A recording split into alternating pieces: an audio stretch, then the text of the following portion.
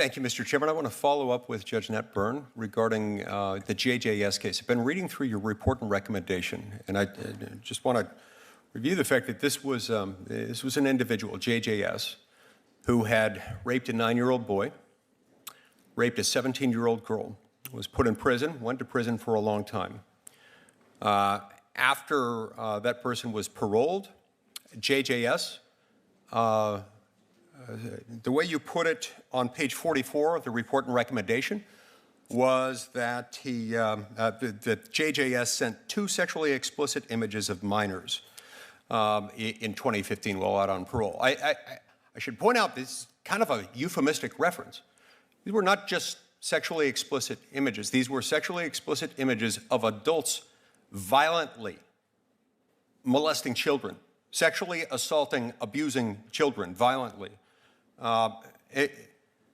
Every time this person has had an opportunity to offend, this person has offended. And yet you recommended this person against the recommendation of the U.S. Bureau of Prisons to go to a women's facility. Now, your reasoning here is stunning to me.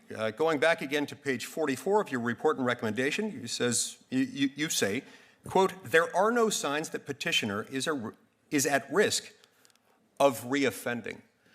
I'm struggling to understand how you could possibly conclude that, because the minute this person was released, this person engaged in other offenses. Yes, not a contact offense while out on parole, but there are still issues going on. It says nothing. You don't adequately grapple with the obvious fact that this is a 6'2" biological male. Yes, transition aside, the transition didn't begin until age 51 or 52. By then, JJS had acquired all of the physical, biological size and strength advantages of being male. Those don't go away because there is a transition.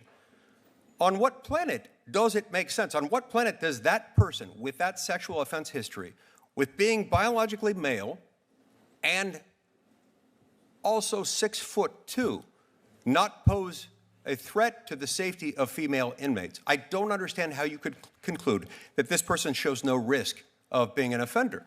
Now, you argue at one point that this person has shown no pattern or history of offending while in prison. Yeah, because JJS was in prison with a bunch of other men where the size and strength differentials aren't quite the same. Can you help me understand this? Thank you, Senator. First, the crimes for which the petitioner was convicted are horrific. I've been a sitting United States magistrate judge for 12 years. Sexual offenses against children are among the worst crimes that we see.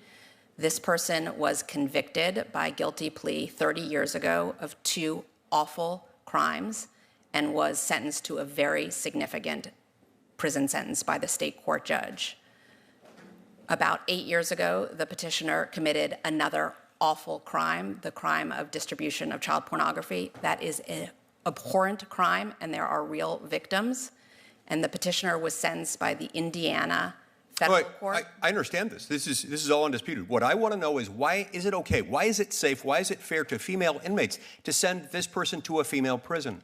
This is a guy who raped a 17-year-old girl and a 9-year-old boy. Why is that safe? 6'2" biological male.